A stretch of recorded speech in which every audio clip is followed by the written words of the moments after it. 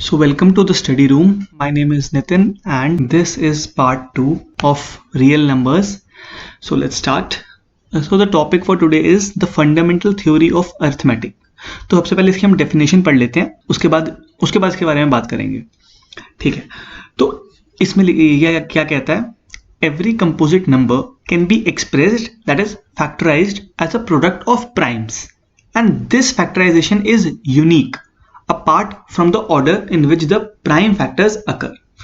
तो बेसिकली ये क्या कह रहा है, इसके लिए हम एक एग्जांपल का यूज करते हैं. ठीक है, तो हमने लिया 110, एक नंबर लिया, कंपोजिट नंबर है, इसको हम 2 into 5 into 11 इस फॉर्म में लिख सकते हैं.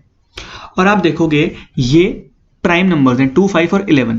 तो basically fundamental theory of arithmetic ये कह रहा है कि आप किसी भी कंपोजिट नंबर को प्राइम फैक्टर्स के प्रोडक्ट के फॉर्म्स में लिख सकते हो. और ये बात है बस कि जो ऑर्डर है उसको नहीं ध्यान देना.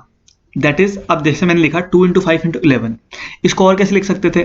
5 into 11 into 2, ये भी 110 देगा, या फिर 11 into 2 into 5, ये भी 110 देगा. तो अगर आप ये रीअरेंजमेंट वाली चीज ना देखो, ये ऑर्डर ना देखो प्राइम फैक्टर्स का, तो एक यूनिक वे है जिसमें एक कंपोजिट नंबर को प्रोडक्ट ऑफ प्राइम्स के फॉर्म में लिख सकते हैं, और ऐसा एक ही वे है. ठीक है, तो हम एक क्वेश्चन कर लेते हैं. क्वेश्चन है कि एलसीएम और एचसीएफ फाइंड करना है हमें 6 और 40 का प्राइम फैक्टराइजेशन मेथड से. तो दो नंबर गिवन है. सबसे पहले हम क्या कर लेते हैं, प्राइम फैक्टराइजेशन कर लेते हैं दोनों नंबर्स का. तो 6 को हम कैसे लिख सकते हैं? 2 into 3, और 40 को ऐसे लिख सकते हैं 8 into 5. बट 8 प्राइम नंबर नहीं है, तो हमें प्राइम फैक्टराइजेशन करना है. तो 8 को हम 2⁻³ के फॉर्म में लिखेंगे. तो 40 की प्राइम फैक्टराइजेशन हुई 2⁻³ into 5⁻1. अब हम एचसीएफ और एलसीएम निकालेंगे इस चीज का. एचसीएफ होता है हाईएस्ट कॉमन फैक्टर. ठीक है, तो अब वो कैसे निकालते हैं? अगर हम प्राइम फैक्टराइजेशन कर देते हैं नंबर्स का, तो ये बहुत आसान हो जाता है ढूंढना, एचसीएफ और एलसीएम दोनों. कैसे? जो एचसीएफ होता है ना, वो क्या होता है, आपने जो ये इतने सारे प्राइम फैक्टर्स में इसको ब्रेक किया है 6 और 40 को, इसमें जो भी कॉमन है उसकी लीस्ट पावर अगर हम देखें तो वो आपका एचसीएफ हो जाता है. देखो 6 और 40 का एचसीएफ अगर हम देखेंगे तो क्या होगा? Product of the smallest power of each common prime factor in the numbers. अब देखो 6 और 40 में कॉमन प्राइम फैक्टर्स कौन से हैं? बस 2 ही है, और उसके अलावा तो है ही नहीं कोई. तो अब हम देखेंगे 2 की स्मॉलेस्ट पावर किस में है. 2⁻1 है 6 में, और 2⁻3 है 40 में. तो हमें स्मॉलेस्ट लेनी है, तो हमने 2⁻1 ले ली, इसलिए एचसीएफ हो गया इसका 2. अब एलसीएम के केस में क्या करते हैं हम? इसमें हम देखेंगे जितने भी प्राइम फैक्टर्स इन्वॉल्व हैं उन सबकी मैक्सिमम पावर देखेंगे. दैट इज, अब देखो सबसे पहले क्या इन्वॉल्व है? 2 इन्वॉल्व है. दोनों नंबर्स में 2 एक प्राइम फैक्टर है, बट 6 वाले में 2⁻1 है और 40 में 2⁻3 है. तो हम मैक्सिमम पावर देखेंगे, तो हमने 2⁻3 ले लिया यहाँ पे. वैसे ही 3 इन्वॉल्व है और 5 इन्वॉल्व है, और मैक्सिमम पावर 3 और 5 की है 1. तो एलसीएम हो गया 2³ into 3 into 5. अब एक चीज इसमें नोट करने वाली है, जो कि है एचसीएफ 2 आया था हमारा, एलसीएम 120 आया था. और अगर आप ध्यान से देखो ये दो नंबर्स 6 और 40, और इसको मल्टीप्लाई करो तो 6 into 40 होता है 240. और जो एचसीएफ है और एलसीएम है, इनका प्रोडक्ट भी 240 हो रहा है. तो इससे हमें क्या पता चला? ये एक फॉर्मूला निकल के आया कि अगर एचसीएफ और एलसीएम को मल्टीप्लाई कर रहे हो आप दो नंबर्स के, तो वो जो प्रोडक्ट आया है वो बराबर है उन दो नंबर के प्रोडक्ट के. तो अब हम कुछ क्वेश्चंस कर लेते हैं. तो पहला क्वेश्चन है कि check whether 6⁻n can end with the digit 0 for any natural number n. या फिर इसी चीज को हम ऐसा भी पूछ सकते हैं कि check whether 6⁻n is divisible by 5 for any natural number. ऐसा क्यों? क्योंकि अगर लास्ट में 0 आ रहा है वो तभी पॉसिबल होगा जब वो नंबर 5 से डिविजिबल है. तो प्राइम फैक्टराइजेशन हम कर लेंगे 6⁻n की. ठीक है, तो 6 को हम लिख सकते हैं 2 into 3 और whole raise to power n. a into b raise to power n का फॉर्मूला होता है a raise to power n into b raise to power n. तो हमने इसको ब्रेक कर लिया 2 रेज टू पावर एन और 3 रेज टू पावर एन की फॉर्म। अब आप ध्यान से देखोगे 5 से डिविजिबल होने के लिए हमारे पास कोई 5 की टर्म होनी चाहिए थी यहाँ पे, बट साफ दिख रहा है हमें कि प्राइम फैक्टराइजेशन जब हम कर रहे हैं 6 रेज टू पावर एन का, तो सिर्फ 2 और 3 की पावर्स में हमें आंसर मिल रहा है। तो हम कह सकते हैं कि since 5 is not in the prime factorization of 6 raised to power n, therefore for any natural number n, 6 raised to power n cannot be divisible by 5। Next question पे आते हैं। तो इसमें क्या है, हमें HCF दे रखा है दो नंबर्स का जो है 36 और 124। तो इनका HCF दे रखा है 4 और हमें फाइंड करना है LCM इन दो नंबर्स का। अब ये कैसे करेंगे, देखो फर्स्ट मेथड है इस चीज का कि हम सबसे पहले तो दोनों नंबर्स की प्राइम फैक्टराइजेशन कर ले। तो 36 को हमने लिख लिया 2 स्क्वायर इंटू 3 स्क्वायर और 124 को लिख लिया हमने 2 स्क्वायर इंटू 31। अब HCF आप देख सकते हो नंबर्स के प्राइम फैक्टर्स जो कॉमन है उनकी लीस्ट पावर। प्राइम नंबर कौन से इन दोनों में कॉमन है, 2 कॉमन है और उसकी लीस्ट पावर क्या है 2। तो हमने लिख लिया HCF 2 स्क्वायर दैट इज 4। अब LCM कैसे बताया था, LCM होता है जितने भी प्राइम फैक्टर्स अवेलेबल हैं दोनों नंबर्स की प्राइम फैक्टराइजेशन में, उनकी हाईएस्ट पावर ले लो और उनका प्रोडक्ट कर लो। तो 2 है, उसकी हाईएस्ट पावर 2 ही है तो हमने 2 स्क्वायर ले लिया। 3 है, उसकी हाईएस्ट पावर 2 है तो हमने 3 स्क्वायर ले लिया। और 31 है जिसकी पावर 1 है तो हमने 31 ले लिया। तो एलसीएम आपका हो गया 2 square into 3 square into 31 that is 1116 के बराबर। अब इसका एक और मेथड भी है, तो उसमें हम क्या करेंगे, HCF इंटू LCM हमने अभी पढ़ा था प्रोडक्ट ऑफ 2 नंबर्स के बराबर है, ठीक है। तो इसका मतलब क्या हुआ, हमारा HCF 4 है, LCM हमें पता लगाना है और प्रोडक्ट ऑफ नंबर्स क्या है 36 इंटू 124। तो 4 से जब हम डिवाइड कर देंगे इस चीज को तो हमारा LCM आ जाएगा 1116। तो आप इनमें से कोई भी मेथड यूज कर सकते हैं। अगले क्वेश्चन पे आते हैं। ये एक इंटरेस्टिंग क्वेश्चन है तो इस पर थोड़ा आप ध्यान दीजिएगा कि ये एक्चुअली में कह क्या रहा है, तो आप बहुत इजीली कर दोगे इस टाइप के क्वेश्चंस। तो इसमें क्या कह रहा है कि 3 बेल्स हैं हमारे पास जो अलग अलग इंटरवल्स पे बजती हैं। तो जो पहली बेल है वो हर 4 मिनट में बजती है, दूसरी बेल हर 6 मिनट में बजती है और तीसरी बेल हर 8 मिनट में बजती है। अब वो एक क्वेश्चन ये पूछ रहा है कि अगर तीनों बेल एक साथ बजी हैं 8 बजे, सुबह के 8 बजे, तो अगली बार मतलब किस टाइम पे वो फिर से बजेंगी। तो क्वेश्चन समझ आ गया होगा आपको। अब आप इसको एक डायग्राम के फॉर्म में देखिए। पहला डायग्राम है जो बता रहा है हर 4-4 मिनट में फर्स्ट बेल बजती है, दूसरी हर 6-6 मिनट में बजती है और तीसरी हर 8-8 मिनट में बजती है। तो आप देख सकते हो कि जब ये पहली 4 मिनट बाद बजेगी तब तक बाकी 2 बेल एक बार भी नहीं बजी होंगी। फिर जब ये अगले 4 मिनट में बजी होगी तब तक 6 वाली एक बार बज चुकी होगी और 8 वाली भी उस समय बजी होगी, क्योंकि 4 + 4 8 मिनट हुए और 8 मिनट होते ही इसके बजने का टाइम शुरू हो गया। तो ऐसा कब होगा कि ये तीनों बेल एक टाइम पे बजेंगी, ठीक है। तो अब हम कैसे निकालेंगे कि ये तीनों बेल एक साथ कब बजेंगी। तो इसके लिए हम 4, 6 और 8 का एक कॉमन मल्टीपल देखेंगे, है ना, कि एक कॉमन मल्टीपल होना चाहिए, उसी टाइम पे वो तीनों एक साथ बजेंगे। बट सिर्फ कॉमन मल्टीपल से काम चल जाएगा? कॉमन मल्टीपल तो बहुत सारे होंगे 4, 6 और 8 के। क्वेश्चन में गिवन है कि अगली बार 8 बजे जब वो बजी थी उसकी अगली बार कब बजेंगी वो। तो मतलब हमें पहला जो कॉमन मल्टीपल है सबसे छोटा इनका वो निकालना है, और सबसे छोटा कॉमन मल्टीपल आपका क्या होता है, LCM होता है। तो हम क्या करेंगे, LCM निकाल लेंगे इन तीनों का। तो अब क्या है, 4 को हम लिख सकते हैं 2 स्क्वायर के इक्वल होता है 4, 6 हो जाता है आपका 2 × 3 और 8 होता है 2 क्यूब। दैट इज हमने इन तीनों नंबर्स का प्राइम फैक्टराइजेशन कर लिया। अब हम LCM कैसे निकालते हैं, जो भी इसमें प्राइम फैक्टर्स हैं उनकी हाईएस्ट पावर ले लो। तो हाईएस्ट पावर क्या आएगी इनमें, 2 की आएगी 3 हाईएस्ट पावर और 3 की आएगी 1 हाईएस्ट पावर। तो LCM क्या हो जाएगा 2 क्यूब इंटू 3 जो कि बराबर होता है आपके 8 × 3 24 के बराबर। तो 24 मिनट बाद ये तीनों बेल फिर से बजेंगी। बट क्वेश्चन ये नहीं पूछा कि कितने मिनट बाद ये बेल बजेंगी, क्वेश्चन पूछा कि कितने बजे, क्या टाइम हो रहा होगा जब ये तीनों बेल एक साथ बजेंगी। तो आंसर हो गया, आप 8 AM जो गिवन था उसमें 24 मिनट जोड़ लो तो आपका आंसर हो गया 8:24 AM पे तीनों बेल्स अगली बार फिर से बजेंगी।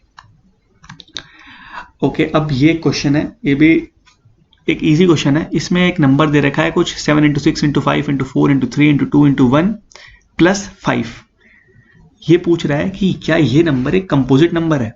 अब हम कंपोजिट नंबर की डेफिनेशन एक बार रिकॉल करते हैं।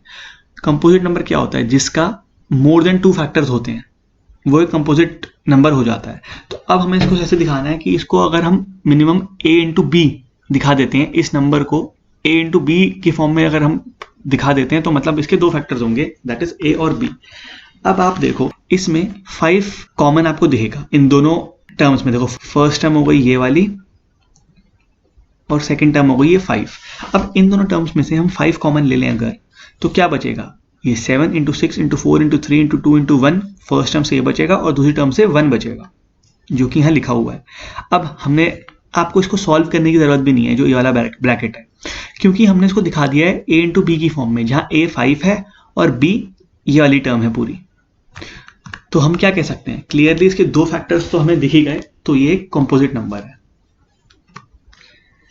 अब एक थ्योरम है, सबसे पहले हम पढ़ लेते हैं क्या कह रहा है। Let p be a prime number if p divides a square then p divides a where a is a positive integer। तो देखो बहुत सिंपली ये जो थ्योरम कह रहा है, इसको सिंपल वे में एक एग्जांपल से हम लेंगे। तो इसमें हम एक प्राइम नंबर ले लेते हैं 3। लेट्स से हमने 3 प्राइम नंबर ले लिया और a स्क्वायर ले लिया आपने 81। ठीक है, अब you know that 3 divides 81, 3 into 27 is equal to 81। ठीक है, तो अब वो थ्योरम हमारा क्या कह रहा था? If a prime number p divides a square then p will divide a। अब आपको पता है 81 9 का स्क्वायर होता है, तो अगर 81 a स्क्वायर के बराबर है तो a 9 हो गया। और आप देख सकते हो 3 81 को भी डिवाइड कर रहा था, तो 3 9 को भी डिवाइड कर रहा है। सेम आप एक और एग्जाम्पल ले लो, समझ लो 2 के साथ ले लो। 2 डिवाइड्स 64। ठीक है, और 64 क्या होता है? 8 का स्क्वायर। तो according to the theorem 2 must also divide 8, और देखो बिल्कुल ट्रू हो रहा है, 2 इंटू 4 8 होता है। तो इसलिए ये प्रूव हो जाता है इन एग्जाम्पल से कि अगर आप कोई प्राइम नंबर लो p और वो p डिवाइड कर रहा है a का स्क्वायर को, तो a को भी पक्का ही डिवाइड करेगा। ठीक है, अब इसका एक प्रूफ है, वो हम देख लेते हैं जरा। तो कह रहा है let the prime factorization of A B as follows. कोई a हमने टर्म ले ली, उसको अगर हम प्राइम फैक्टराइज कर रहे हैं तो वो p1 into p2 continued up to p raise to power n, जहाँ ये सारे p1 p2 p raise to power n ये सारे प्राइम नंबर्स हैं, और जरूरी नहीं है कि ये डिस्टिंक्ट हो, मतलब रिपीट भी हो सकते हैं। इस चीज़ का स्क्वायर कर दो, तो a स्क्वायर क्या हो गया? p1 into p2 into p raise to power n, इसको मल्टीप्लाई करेंगे again p raise to power 1 p raise to power 2 continue till p raise to power n। तो ये क्या आ गया? p1 whole square into p2 whole square continued up to pn whole square. तो अब हम बात करते हैं फंडामेंटल थ्योरी ऑफ अरिथमेटिक के बारे में। कुछ देर पहले हमने पढ़ा था वो, उसमें क्या था कि कोई अगर एक कॉम्पोजिट नंबर है तो उसको हम फैक्टराइज कर सकते हैं प्राइम नंबर्स की फॉर्म में, मतलब उसका प्राइम फैक्टराइजेशन कर सकते हैं। तो अब देखो ये हमें गिवन है कि p डिवाइड्स a, ये चीज़ गिवन है p डिवाइड्स a। ठीक है, तो इससे हम क्या कह सकते हैं कि जो a स्क्वायर है वो एक कॉम्पोजिट नंबर है जिसमें एक प्राइम फैक्टर p है, क्योंकि p डिवाइड कर रहा है a स्क्वायर को। इसका मतलब a स्क्वायर को अगर हम प्राइम फैक्टराइज करें तो उसमें से एक प्राइम फैक्टर p तो होगा ही होगा। ये चीज़ फंडामेंटल थ्योरी ऑफ अरिथमेटिक की डेफिनेशन की वजह से हमें पता चली। अब फंडामेंटल थ्योरी ऑफ अरिथमेटिक एक और चीज़ कहती है कि ये जो फैक्टराइजेशन होगी आपके कॉम्पोजिट नंबर की, ये यूनिक होगी। तो जो यूनिकनेस पार्ट है फंडामेंटल थ्योरी ऑफ अरिथमेटिक का, उससे हमें क्या पता चलता है कि ये जो a स्क्वायर है जिसको हमने लिखा था अभी p raise to power 1 into p raise to power 2 continue till p raise to power n के होल स्क्वायर के बराबर, ये इसके सारे जो प्राइम फैक्टर्स होंगे वो यही होंगे, p raise to power 1 p raise to power 2 से लेकर p raise to power n। इसके अपार्ट और कोई प्राइम फैक्टर्स नहीं होंगे, यही अपने आप में रीअरेंज से होंगे, बट इनके अलावा और कोई प्राइम फैक्टर नहीं होगा a स्क्वायर की फैक्टराइजेशन में। अब इससे एक क्या चीज़ पता चलती है? हमने कहा p एक प्राइम फैक्टर है a स्क्वायर का, हमने ये भी कहा कि p raise to power 1, p raise to power 2 से लेकर p raise to power n यही है सिर्फ प्राइम फैक्टर्स a स्क्वायर के। तो इसका मतलब कहीं ना कहीं जो p है वो इन p raise to power 1, p raise to power 2 से लेकर p raise to power n में से कोई एक टर्म है p। ठीक है, इसका मतलब क्या हुआ, या तो p1 जो है वो p के बराबर होगा, या p2 है वो p के बराबर होगा, या फिर इनमें से कोई भी term p raise to power n तक कोई एक टर्म p के बराबर तो पक्का होगी। तो अब देखो, ये जो a था हमारा, स्टार्टिंग में a क्या लिया था, p raise to power 1 into p raise to power 2 continue till p raise to power n। और हम क्या कह रहे हैं कि इन टर्म्स में से एक टर्म p ही है, तो इसका मतलब कि जो p है वो डिवाइड करता है a को। तो हमने प्रूव भी कर दिया कि अगर p डिवाइड कर रहा है a स्क्वायर को, तो p डेफिनेटली डिवाइड करेगा a को। ओके, सो अब हम आते हैं एक बहुत इंपॉर्टेंट कंसेप्ट पे, जो कि है प्रूविंग बाय कॉन्ट्राडिक्शन। तो इसका हम एक छोटा सा एग्जांपल लेते हैं समझने के लिए कि ये है क्या कंसेप्ट। तो हमें प्रूव करना है कि that not all balls in the bag are red in colour. ये एक बैग है और हमें प्रूव करना है कि इसमें जितने भी बॉल्स हैं वो सारी की सारी रेड कलर की नहीं। तो अभी तो आपको साफ दिख रहा है कि इसमें 2 ग्रीन कलर की बॉल्स भी हैं, बट समझ लो ये कवर्ड है बैग। तो अब हमें प्रूव करना है ये चीज़। तो हम क्या कर लेते हैं, जो हमें प्रूव करना है उसका जस्ट ऑपोजिट हम अज्यूम कर लेंगे। तो हम क्या अज्यूम कर लेंगे, that let all balls in the bag are red in colour.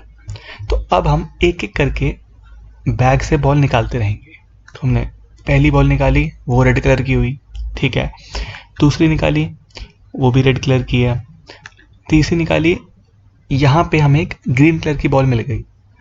तो जैसे ही हमें एक भी बॉल मिली जो रेड कलर की नहीं हुई, तो ये हमारा अजम्पशन फॉल्स कर देगी। तो मतलब कॉन्ट्रडिक्शन आ जाएगा, जो हमने अज्यूम किया था और जो एक्चुअल में हमें मिला है। तो इसलिए वी कैन से जो हमारी ओरिजिनल अजम्पशन थी कि all balls in the bag are red in colour, वो फॉल्स हो गई। तो उसका ऑपोजिट ट्रू होगा कि not all balls in the bag are red in colour. तो इस कंसेप्ट के बेसिस पे हम कुछ क्वेश्चंस देखेंगे। सो अब एक क्वेश्चन है जिसमें हमें प्रूव करना है कि √3 इज इरेशनल। तो अभी हमने पढ़ा था प्रूविंग बाय कॉन्ट्रडिक्शन वाला कंसेप्ट, तो इसको हम उसी से करेंगे। तो हम अजम्पशन ले लेंगे just opposite. So let us assume that √3 is rational. तो अब हम √3 को a अपॉन b की फॉर्म में लिख सकते हैं, जहां a और b को प्राइम इंटीजर्स हैं। इसका मतलब क्या हुआ, √3 को हमने एक सिंप्लीफाइड फ्रैक्शन की फॉर्म में ले लिया है, मतलब इसमें और कोई कॉमन फैक्टर नहीं हो सकता। ठीक है, अब हम क्या करते हैं, b को LHS भेज देते हैं और स्क्वायर कर देते हैं दोनों टर्म्स का। तो ये क्या हो गया, √3b is equal to a and on squaring 3b square is equal to a square. अब जो हमने थ्योरम 1 पढ़ा था, जो कहता था कि अगर प्राइम नंबर है कोई p, वो a स्क्वायर को डिवाइड करता है तो वो a को भी डिवाइड करेगा। यहाँ पे 3 एक प्राइम नंबर है, तो ये जो 3 है ये डिवाइड कर रहा है a स्क्वायर को। यहाँ साफ दिख रहा है क्योंकि a स्क्वायर को हमने लिखा हुआ है 3 इंटू b स्क्वायर। तो मतलब a स्क्वायर जो है 3 इंटू समथिंग है, दैट इज वो 3 से डिविजिबल है। तो थ्योरम के अकॉर्डिंग जो 3 है अगर a स्क्वायर को डिवाइड कर रहा है तो वो 3 a को भी डिवाइड करेगा। तो हम a इक्वल टू 3c लिख सकते हैं, कॉज 3 डिवाइड्स a। अब ये जो हमने a इक्वल टू 3c लिखा है यहाँ पे, इसको हम सब्स्टिट्यूट करेंगे इस फर्स्ट इक्वेशन। तो हमें क्या मिल जाएगा, 3b square is equal to 9c square. इसका मतलब क्या हो गया, तो b square is equal to 3c square. तो हम दोनों साइड को 3 से डिवाइड अगर कर दें तो इसका मतलब क्या हुआ, ये b square is equal to 3c square. अब अगेन आप देखो, जो b स्क्वायर है वो 3 इंटू सी स्क्वायर की फॉर्म में हमने लिख दिया है। इसका मतलब b स्क्वायर भी 3 से डिविजिबल है। अगेन हम इसमें थ्योरम 1 लगा दें, दैट इज 3 अगर b स्क्वायर को डिवाइड कर रहा है तो 3 b को भी डिवाइड करेगा। तो हमें इससे क्या मिलता है, हमें मिला था कि 3 a को भी डिवाइड कर रहा है, हमें अब मिला कि 3 b को भी डिवाइड कर रहा है। तो इसका मतलब क्या होता है, a और b में हमें एक और कॉमन फैक्टर मिल गया जो कि 3 है। तो अब ये कॉन्ट्रडिक्शन क्रिएट कर देता है। क्यों, क्योंकि हमने माना था कि a और b हमारे को प्राइम इंटीजर्स हैं। इसका मतलब इनमें और कोई कॉमन फैक्टर नहीं होगा, बट अभी हमने दिखा दिया कि a और b में 3 भी एक कॉमन फैक्टर है। सो ये कॉन्ट्रडिक्ट कर रहा है इस फैक्ट को कि a और b को प्राइम है। और ये जो कॉन्ट्रडिक्शन आई है वो इसलिए आई है क्योंकि ये जो हमने सबसे इनिशियली अज्यूम किया था कि √3 रैशनल है, वो बात गलत थी. So by contradiction we can conclude that our assumption that root 3 is rational was completely wrong. Hence root 3 is irrational.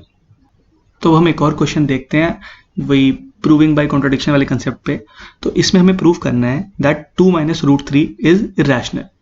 So let us assume that 2 minus root 3 is rational. So we write 2 minus root 3 as a upon b, where a and b are co-prime. And one more thing, in this case b should not be equal to 0 because b denominator में. अब हम क्या करेंगे, जो a upon b है उसको left hand side लेके आएंगे और जो रूट 3 वाला पार्ट है उसको राइट हैंड साइड लेके आएंगे. और अब ये जो इक्वेशन बनी है इसमें ध्यान से देखते हैं, ये जो a अपॉन b है ये एक रैशनल टर्म है क्योंकि हमारे a और b इंटीजर्स हैं. 2 हमें पता है एक रैशनल नंबर होता है, तो अगर दो रैशनल नंबर्स का एडिशन या सब्ट्रैक्शन करते हैं तो एक again we get a rational number. Therefore 2 minus a upon b is also a rational number. अब LHS में हमें एक रैशनल नंबर मिला है 2 minus a अपॉन b, एक रैशनल नंबर मिला है. और जो RHS है रूट 3, वो हमने पिछली स्लाइड में प्रूव किया था कि root 3 is an irrational number. So यहाँ एक प्रॉब्लम हो जाएगी क्योंकि लेफ्ट हैंड साइड में एक रैशनल नंबर है और राइट हैंड साइड में एक इरैशनल नंबर है. तो ये चीज कंप्लीटली रॉन्ग हो गई. ये चीज रॉन्ग क्यों हुई? क्योंकि हमारी जो इनिशियल अजम्पशन जो थी दैट इज 2 minus root 3 हमने अज्यूम किया था रैशनल है, ये की कंप्लीटली गलत हो गई. So by contradiction we can prove that 2 minus root 3 is irrational. So we end part 2 of real numbers with this question, and we'll meet in part 3, that is the last part of this chapter. So thank you everyone.